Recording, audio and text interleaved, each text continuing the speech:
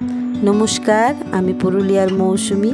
এই যে সামনে যে টোটোটা দেখছেন, এটা হচ্ছে নূপুর, আমার বান্ধবী, ওদেরই। আর সারথি হচ্ছে সার্কাস। নূপুরের বাগান দেখভাল করে, আর ওর জন্যই মূলত এই টোটোটা ওরা কিনেছে।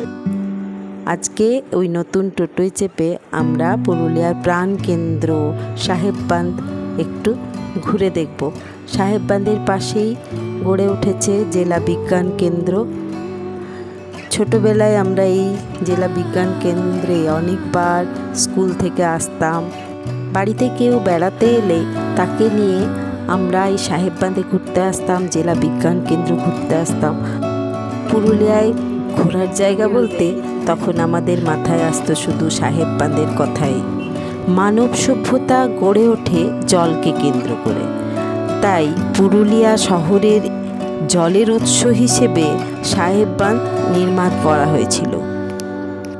জানা যায় পুরুলিয়া শহরের জলকষ্ট দূর করার জন্য অবিভক্ত মানভূম জেলার তৎকালীন কালেক্টর কর্নেল টিকলে 1838 খ্রিস্টাব্দে পুরুলিয়ার জেলের কয়েদিদের দিয়ে দীর্ঘ 5 বছর ধরে খনন কাজ চালিয়ে এই 180 একর জমি খনন করিয়ে এই সাহেববাঁধ নির্মাণ করিয়েছিলেন। পুরুলিয়াবাসীর কাছে সাহেববাঁধের জন্য একটা আলাদা আবেগ জড়িয়ে আছে। এই সাহেববাঁধ কিছুদিন আগে কচুরিপানায় ঢেকে গিয়েছিল। সেটা পরিষ্কার হয়েছে শুনেই দেখতে এসেছি, কিন্তু এদিকটাতে তো দেখছি এখনও অনেক কচুরিপানা আছে। মনটা একটু খারাপই হয়ে গেল। মনে হচ্ছে কচুরিপানাগুলো পরিষ্কার না করলে আবার ঢেকে যাবে সাহেববাঁধ। আগে অনেক পরিযায়ী পাখি আসতো, এখন কিন্তু সেই পরিযায়ী পাখিদেরকে প্রায় দেখাই যায় না। শিকারা পয়েন্টও একটা খুলেছিল, খুবই ভালো লাগতো, কিন্তু শিকারা পয়েন্টটাও এখন দেখলাম বন্ধ আছে বেশ কিছুদিন ধরে।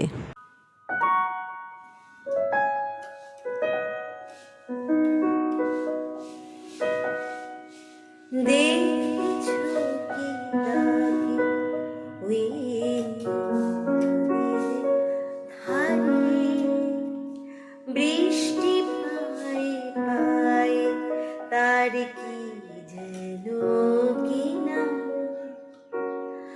জলে ভেজা মাঠে আকাশে হাত বাড়ায়, মেঘের আড়ালে ভেসে থাকা সেই রংধনুকে চাই দেখেছো।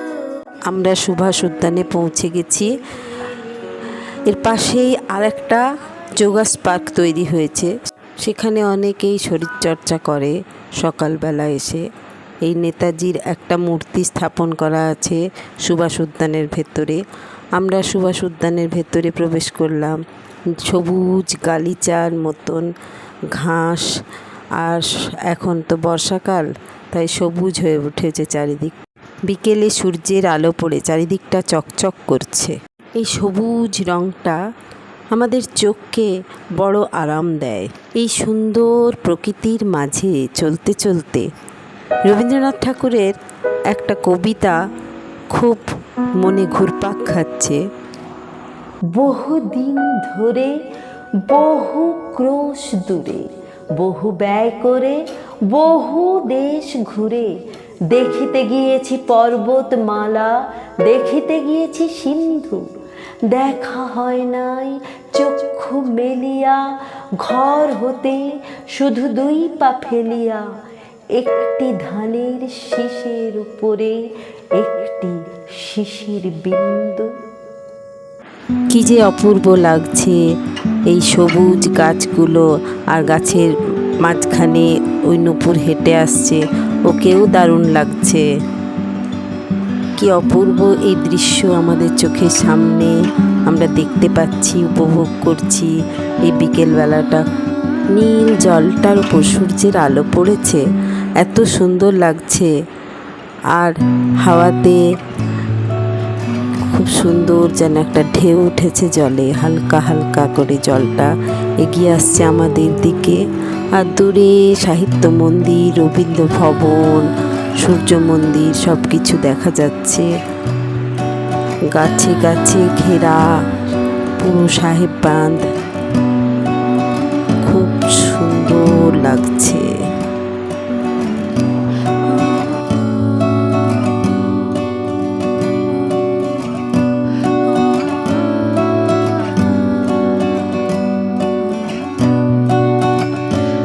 ওই সায়েন্স মিউজিয়াম একটু একটু দেখা যাচ্ছে। সায়েন্স মিউজিয়াম যেই পার হয়ে এলাম, এই সুভাষ পার্কের ঠিক উল্টো দিকেই সায়েন্স মিউজিয়াম।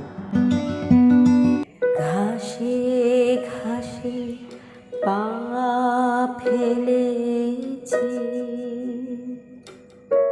বনের পথে যেতে। জেলার বিশিষ্ট স্বাধীনতা সংগ্রামী ঋষি নিবারণচন্দ্র দাশগুপ্তের নামানুসারে এই সাহেব বাঁধের নামকরণ করা হয়েছে নিবারণ সায়র। সাহেব বাঁধে দুটি দ্বীপ আছে, একটা সুভাষ পার্কের ভেতর দিয়ে, সুভাষ পার্কের গায়ে লাগানোই একটা দ্বীপ, আর জলের মাঝে আর একটা দ্বীপ। আমরা সুভাষ পার্কের যে রাস্তাটা দিয়ে দ্বীপটাতে যাওয়া যায়, সেই রাস্তাটা দিয়ে এখন আমরা সুভাষ পার্কের গায়ে লাগানো যে দ্বীপটা, সেখানে হেঁটে যাচ্ছি।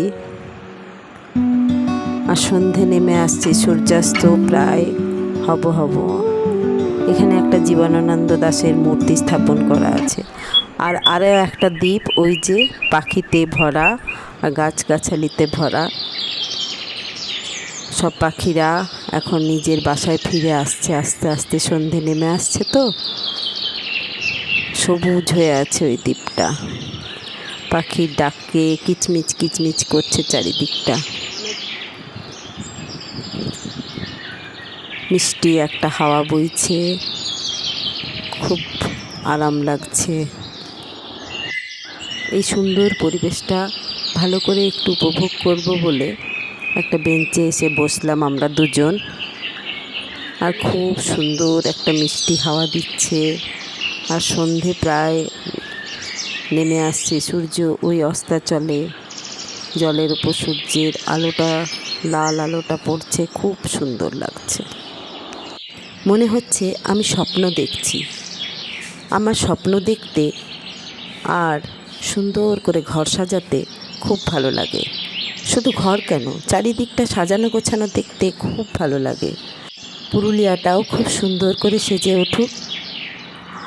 বাংলাদেশের খুলনা জেলার ভুতিয়ার ঝিলে খুব পদ্মের চাষ হয়, ইউটিউবেই দেখেছি। আর সেখানে ছোট ছোট ডিঙি নৌকোয় করে দেশ বিদেশের লোক এসে ওই পদ্মপুকুরের সৌন্দর্য উপভোগ করতে চলে আসে। আমারও মনে হয় আমাদের এই সাহেব বাঁধে অনেক পদ্ম গাছ হোক, আর ওই ছোট ছোট ডিঙি করে আমরাও ঘুরে বেড়াই এই পদ্ম ঝিলে। ধূসর রঙের গন্ধ মাখা, ধুলোয় ঢাকা একটা শহর, বরুণদেবের রুদ্র রোষে পুড়তে থাকা একলা শহর। সেই শহরের বুকের মাঝে অমৃতের এক কুণ্ড আছে। সেই শহরের জীবন কাঠি তার ভেতরেই ঘুমিয়ে আছে। অমৃতে তাই চুমুক দিয়ে মুচকি হাসে একলা শহর। রৌদ্র দিনের দহন মেখে আবার বাঁচে ধূসর শহর। এই কবিতাটা না, এই যে নূপুর, এই নূপুরেরই লেখা, আমি পাঠ করে দিলাম। আর সাহেব বাঁধের সামনেই ওই নতুন বাঁধ, ওখানে কত শালুক ফুলের গাছ। আর এই সূর্য মন্দিরের পাশ দিয়ে আমরা যাচ্ছি। গোটা সাহেব বাঁধটাই প্রায় আমরা ঘুরলাম এক চক্কর। এই সাহেব বাঁধের চারপাশটা ঘুরতে ঘুরতে মনে হচ্ছিল ওইদিকে যে সাহেব বাঁধের পাশেই রাস্তাটা করা আছে, ওখানে যদি একটা ছোট্ট টয় ট্রেন থাকতো, আর আমরা ওই টয় ট্রেনটা করে পুরো সাহেব বাঁধটা এক চক্কর কাটতে পারতাম, কি সুন্দর লাগতো, তাই না? কল্পনা করতে কি দোষ। সবেই রথ পেরিয়েছে, তাই সূর্য মন্দিরের পাশেও একটা রথ রাখা আছে। এখানে সূর্য মন্দির থেকেও এখন একটা রথ বার করে। উল্টো রথের দিন আবার সেই রথ চলবে। সূর্য মন্দিরটাও খুব সুন্দর লাগছে। আর এখানে মিউনিসিপ্যালিটি থেকে আই লাভ পুরুলিয়া একটা জায়গা করে দিয়েছে, ফটো জোন করে দিয়েছে সাহেব বাঁধের পাশে। আমরাও একটু ফটো তুললাম। আর এই আবার চলে এলাম সায়েন্স মিউজিয়ামের সামনে একটা চায়ের দোকানে চা খাবো বলে।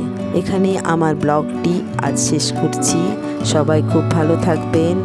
আমার ব্লগটি ভালো লেগে থাকলে প্লিজ লাইক, শেয়ার, সাবস্ক্রাইব করবেন। Tata, by.